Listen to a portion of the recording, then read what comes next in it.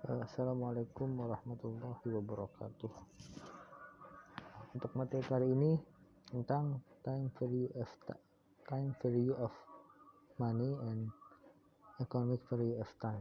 Jadi membahas mengenai mungkin konsep yang sudah pernah dipelajari di mata kuliah sebelumnya, ekonomi makro atau pengantar keuangan. Jadi dalam manajemen keuangan, karena memang itu kita erat kaitannya dengan time value of money. Dalam ekonomi konvensional, dianggap mempunyai nilai yang akan terus bertambah seiring berjalannya waktu, karena uang itu seperti benda gitu.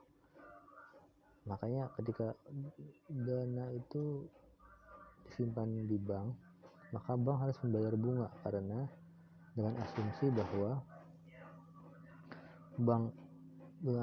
jika uang itu dipegang oleh nasabah dan tidak disimpan di bank, maka jumlahnya akan bertambah karena nilai uang itu bertambah seiring berjalannya waktu. Begitu pula sebaliknya, ketika orang mendapat kredit dari bank, maka dia harus membayar bunga, karena asumsinya adalah jika seandainya uang itu tetap di bank, maka nilainya akan terus bertambah seiring berjalannya waktu. Tapi ketika orang berhutang atau mengambil kredit di bank, maka potensi dana itu bertambah itu menjadi hilang. Jadi bank kehilangan potensi bertambahnya dana tersebut. Maka ketika orang mengambil kredit di bank dengan kontrak utang piutang, dia harus membayar bunga sebagai kompensasi atas hilangnya peluang tersebut. Secara garis besar memang banyak perbedaan pendapat di bidang dalam ulama Islam mengenai nilai waktu terhadap uang atau bertambah nilai uang seiring berjalannya waktu. Tapi dalam Islam tidak dikenal time value of money atau pertambahan nilai uang seiring berjalannya waktu, tapi yang ada adalah economic value of time. Economic value of time berarti yang bernilai adalah waktunya. Namun tentu saja waktu itu bernilai apabila dia tergantung aktivitas yang dilakukan dalam waktu tersebut gitu. Kalau waktu itu diisi dengan aktivitas yang memberikan nilai tambah dari sisi ekonomi, maka nilainya juga bertambah. Namun meski demikian, ketika waktu itu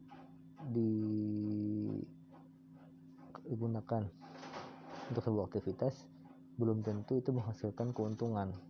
Bisa jadi return positif atau mendapat keuntungan, atau no return, impas, tidak ada keuntungan dan tidak rugi, atau negative return atau keuntungan yang negatif atau rugi.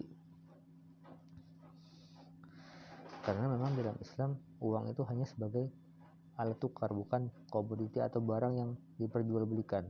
Contoh komoditi adalah seperti CPO atau minyak sawit, minyak sawit, crude palm oil yang sekarang sangat langka harganya, itu komoditi, itu benda yang punya nilai ekonomi karena dia punya fungsi tertentu, punya utilitas tertentu. Namun uang itu hanya sebagai alat tukar untuk dapat kita memiliki barang-barang yang kita ingini. Nah, konsep nilai waktu uang itu dibantah oleh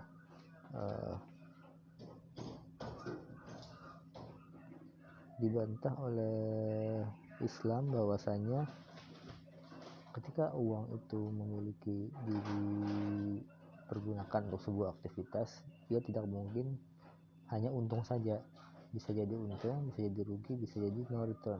Maka oleh karena itu konsep nilai waktu uang itu tidak bisa diterima.